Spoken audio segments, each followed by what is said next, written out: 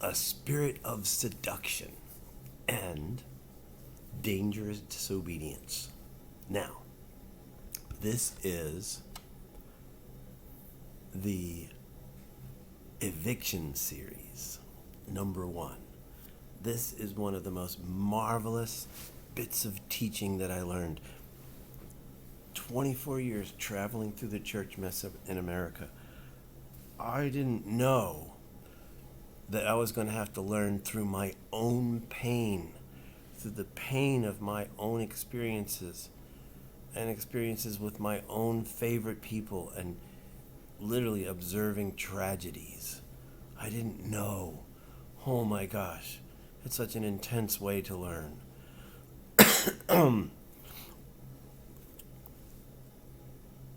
When God first crashed in on me, I knew I just needed to learn everything that moms, dads, and elders could have been teaching me when I was young, 5, 6 years old.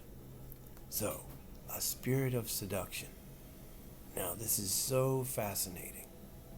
So fascinating.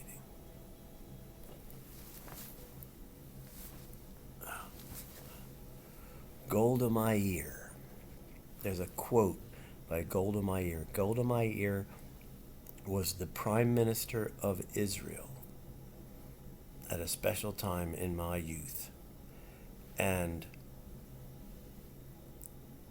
she was not a super attractive, like stylish looking woman.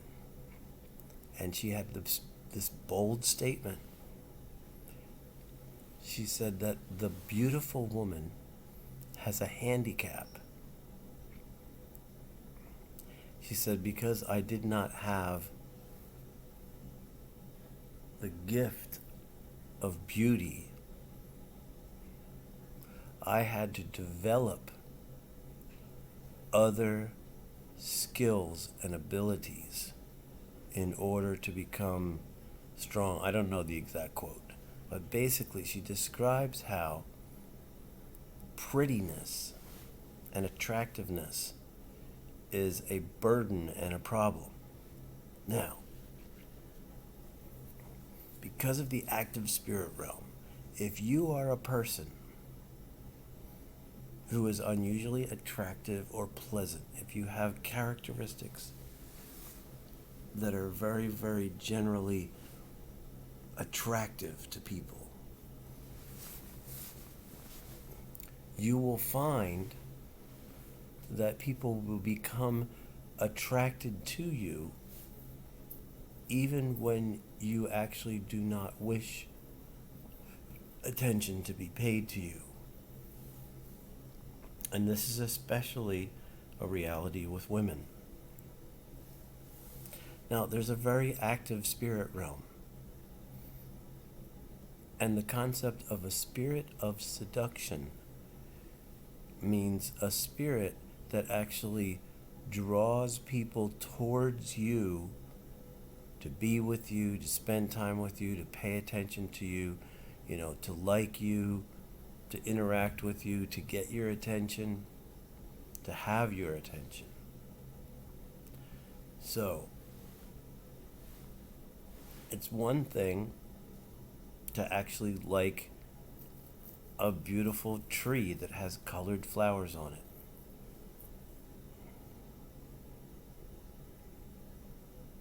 You can go and sit under that tree.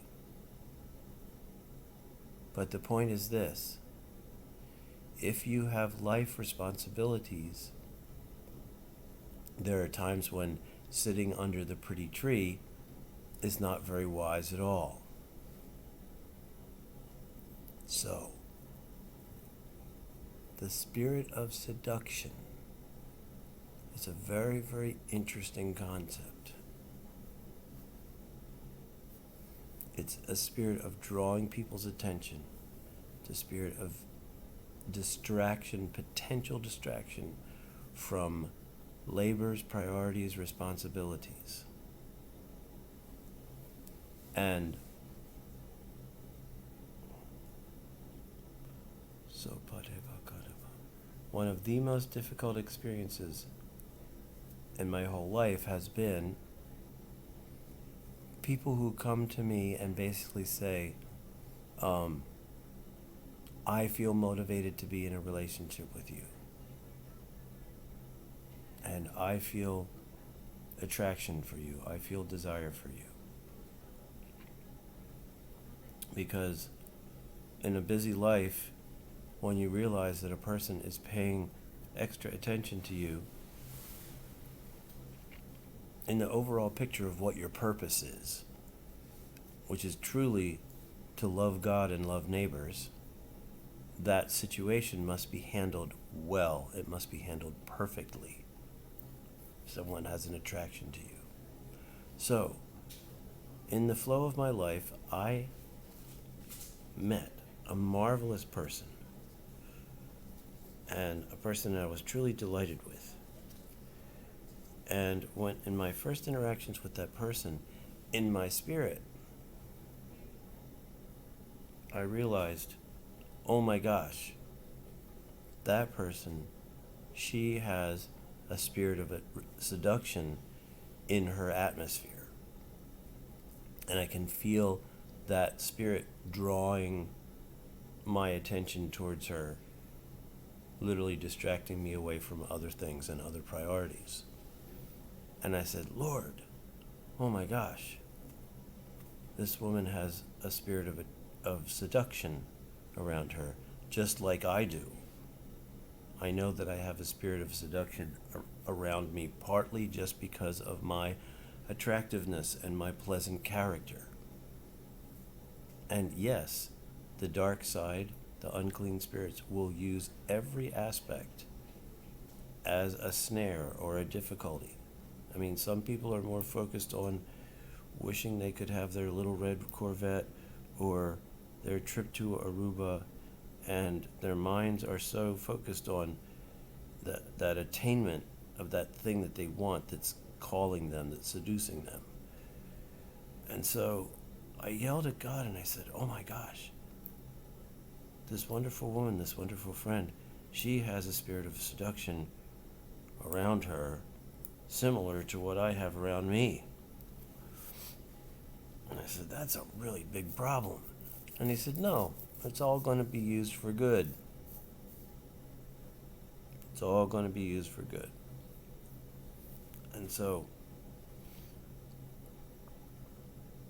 as the relationship flowed on, this whole situation was used to help me understand how easy it is to actually avoid the responsibilities of God, avoid the details of Christ's teaching when people just come after you and connect with you because they like you and you're nice. I want to be on your team. I want to say yes to the things that you say yes to. But if that person who is pleasant and desirable, you rush towards that person and connect with that person, and that person is actually justifying evil and being irresponsible about truly critical issues, then that person will be drawing people to them, and those people will be imitating omissive sins and bad behavior. And this is how a spirit of seduction can draw people into dangerous disobedience, literally dangerous practices in their lives, leaving out things that are essential. Our desire, our hunger, our thirst, the thing that we should want to be seduced by, is absolute truth. And even the truth that we should be seeking to go towards the narrow and difficult path, and that we should seek the ways of greatest service. In Luke I think it's 17:7 or 7:17. It says, if you as a worker are out in the field and you work all day long and then you come home into the house, are you going to sit down and have a bite to eat? No. You are actually going to be called to do other work when you come into the house. Prepare food, do this, do that, do this. Only when the master says you can rest, then you can rest. And when you've worked long on the outside and then have to do more work on the inside, you say, I am grateful to be able to be a servant in this house. It's abject humility. It's focus on the details. If you are an extremely pleasant person, interesting, putting out nice presentations, attractive to people, and if you are calling people to you and they are following you and they want to be with you and they want to team up with you and they want to enjoy the things that you enjoy, if you are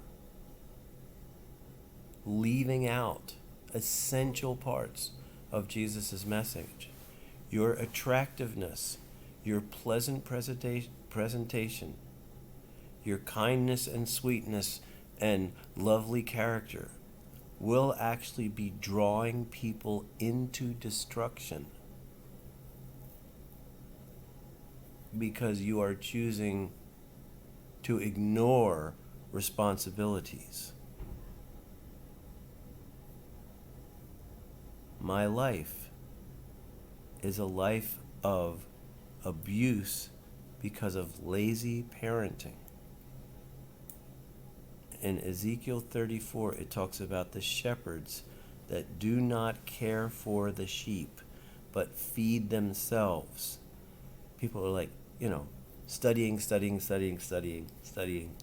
but they are not actually helping others to learn, and they are actually taking for themselves. They are creating comfort for themselves and not giving, not sacrificing themselves in order that others are the safest. One of the tragic stories in my life is a few women who were never told about the menstrual flow, and they were surprised by it. And it was a tragedy. It was a horrible thing for them. Horrible situation for them. And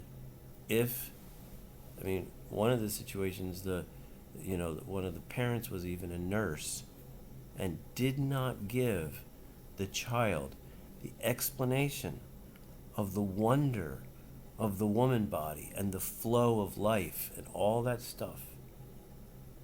So the poor woman discovered this flow of blood and was horrified. This is an omissive sin. This is bad parenting. This is parents who don't care enough about the child to actually prepare the child for troubles and difficulties. A spirit of seduction can cause you to become lazy, and not be responsible. You can just get in on this having a nice little peer group. Let's do this, let's do that, let's do this, and ignore the labors and responsibilities that are essential. Discern both the spirit of seduction.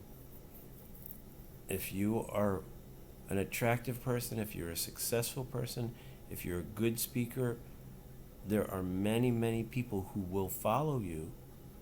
And if you do not watch your lifestyle and your specific teaching in line with eternity and friend Yeshua, you will be a destroyer of people. You will be misleading people and causing them to go, you will cause little children to go forward blind and then be trapped by demons and nasty things that happen because they're not being vigilant. A spirit of seduction is a very, very real part, a very big problem with interesting, attractive, expressive, charismatic people. The more attractive you are, the more there are spirits around you that are using you as a distraction for other people. And if your behavior is actually wrong and bad, they will come snuggle up with you, and you will be a snare, a destroyer, a wrecker for them, because you're not helping them prepare for surprises and unexpected things. Discern a spirit of seduction. Discern, discern, discern.